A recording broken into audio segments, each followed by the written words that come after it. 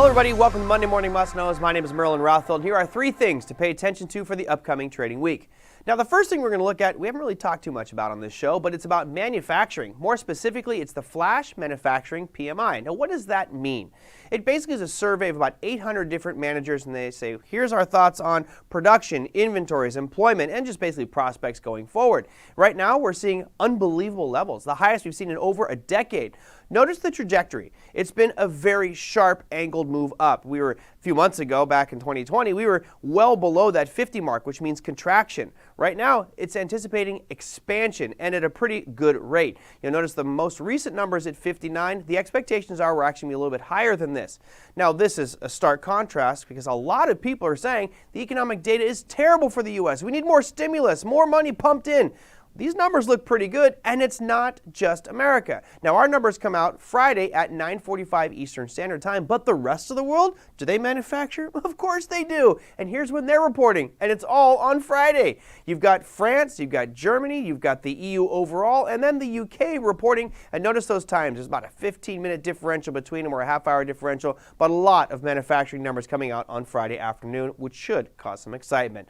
Number 2 on our list, we're going to talk about the greenback, the U.S. dollar. We don't talk about it enough. I think we should talk about it more. Why? Well, the dollar has been in a very interesting situation recently. We'll start things off by looking at the monthly chart of the U.S. dollar. You can see here, it's been in a pretty pronounced slide since the pandemic started, which is on the left-hand side of the screen.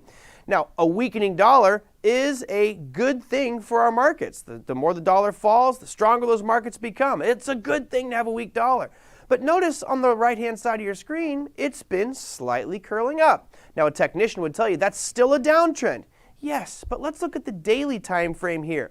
That daily is showing us that we actually are starting to make higher highs and higher lows. And we are coming right back down into an area of demand where there might be a pause in this current sell-off.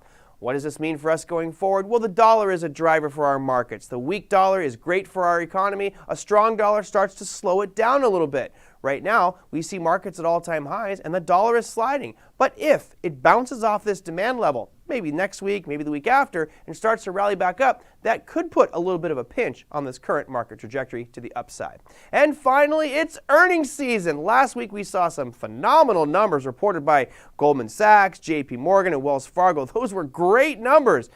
We'll see if that trend continues. Let's see what we got cooking for Monday. We'll start things off. There's 326 companies reporting this week. Remember, last week it was only 39. It's going to get hot and heavy in the coming weeks here with regards to the number of companies reporting. Monday kicks us off with International Business Machines. I should have a dramatic behemoth sound to that one. We've got Coca-Cola. You have the troubled United Airlines, although the stock's been looking pretty good, and Steel Dynamics. So Monday kicks off with 4 pretty decent companies. And mind you, there are a lot more than what I'm showing here. These are just the big names.